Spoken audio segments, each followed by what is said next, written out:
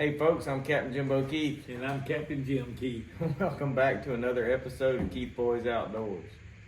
It's been a long couple weeks. I'm sorry, and we want to apologize for not having a video posted the last couple weeks, but it has been busy around the Keith house. You've been on vacation several weeks? Yeah, a few days. Off and on? Mm-hmm. Yeah, throughout the week. We had iCast last week, and we were kind of in and out and fishing when we were home and gone when we weren't. But the fishing is definitely hot. It's hot outside. It's hot. Fishing's decent. It's not the greatest, but it is summertime. It's July. Fixing to be August next week. So we're looking forward to the fall showing up and September getting here so we can keep a few snook. But business is good. Yep. Still Been catching good. enough fish. Yeah, Yeah. still catching enough fish to make customers happy. Yeah, but the freshwater side of things really slowed down right now in the summertime. Yeah, it's getting hot. Yeah, it's getting hot. Went over to Crescent Lake for a couple of days. Just spent some time over there and Crescent Lake Fish Camp there and stayed there. And we got out there one day, spent about 2-3 hours. My wife Gwen probably say, we spent all day, but we spent about half a day, but we got hot. We went in. And anyway, they're catching specks over there. Using forward-facing sonars and stuff, and finding a school of specks, casting into them. And I didn't hear anybody or anything do anything on the bass fishing. I talked to a couple of guys that were bass fishing, and they had one bass and a couple of garfish and stuff, but not too much happening over there right now. Now they're in the river, St. John's River. There we did good on the last tournament we fished over there, the senior. Jacksonville Senior Bass Club, we caught some fish, did pretty good, had second place finish in that, and caught them on topwater. And they bit that topwater all right up till around noon, about 12:30, 1 o'clock. So that goes to show you, people say you can't catch them on topwater all day. Yep. I remember one tournament we fished down there, we caught them on, that's all we threw was topwater. Yeah. We caught them on it all day long till the time we went to the weigh-in. So Yeah. it was good. That was in a creek, so Yeah. pretty And cool. then, let's see, Cedar Key, I fished Friday, and we did pretty good. Had a good mess of trout. Caught a couple of reds to start with, one keeper red, and the tide was going out. I mean, it was taking off. It went out fast. And I think you stayed with it and went on, but I had a couple of kids, had a 3-year-old and a 5-year-old, and a grandma and granddaddy with them. Yeah. And we got on some speckled trout and some silver trout, and they had a ball. Yeah. Had a good catch. There's some action around if you move around and find it, but definitely the incoming tide has been better. This week it's been late in the afternoon, which I haven't fished a lot of. I've been fishing the outgoing tide in the morning, trying to beat some of the heat and the rain. But then unfortunately the rain's been coming in the morning too. Yeah. Saturday I had about a 2.5 hour rain delay. It's just through the best part of the tide, so it's kind of aggravating. And it really wasn't the rain, it's the lightning that's in the rainstorm. So I don't play with that. So I don't want to test fate. But anyway, it's good. Catching some redfish, catching a few snook still. There's some guys that are really hammering on the snook, targeting them, catch and release, and they're catching them good. They're there. A lot of people ask us, why aren't y'all catching the snook? So-and-so's catching them really good. I'm not catching snook because I don't want to turn them loose. So I'm not going to fish for them. And that's, most of my clients want to keep everything. So if we can't keep it, they don't want to catch it. So we don't spend time doing that. Hard too. They're getting beat on. So, and they're definitely there. Guys are using the side scan and all to find them. So, and we doing the same thing. There's certain places they're at. And people are asking us where they can go catch them and how to catch them. Go fishing.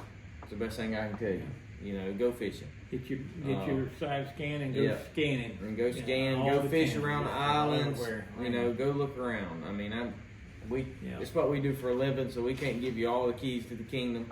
But that's the deal. Same place you catch redfish, there's gonna be snook around there. So we use a lot of live bait when we are snook fishing versus the cut bait for redfish, but they will bust cut bait too. They love it. Show them what we got going on here. So Kastking, while we were down at iCast this year in 2024, Kastking had a pretty awesome booth. They had a lot of new products they're coming out with for 2025. that are going to be hitting the market, and we got something right here on the table that is going to be coming out. It's still in testing mode. There's a few things that are going to be changing before it goes to on the market. It'll come out on Amazon and on kastking.com. So there's a few other things they're changing, but before I get to that, there's some all kind of stuff that they're coming out with. They got just a couple different reels, this rod. They got the new iReel 2 out that is pretty awesome. I never got to fish one until last Saturday. I was pretty impressed for a computerized reel. Guy picked it up and had it with a cork rig on it. And if you've ever tried to throw a cork rig on a bait casting rod, it's not the easiest thing to do. And the guy grabbed it, and I'm like, yeah, we're gonna find out what this is all about. He reared back, threw that sucker, and I'm like, dang, okay. And so I asked him about it. He's like, yeah, it automatically adjusts when it feels the weight of the rod and in the cast. I mean, there's a lot of, you go in the app on the phone, once you pair it up, you can actually go in there and micro adjust all your braking systems in the reel from an app. So, I mean, it's really, really technical, but it's really cool. I was pretty impressed with the reel didn't backlash. So it's virtually, I mean, I'm sure you could, but would cast a long ways, very smooth, very cool looking, especially on this new color match on these rods.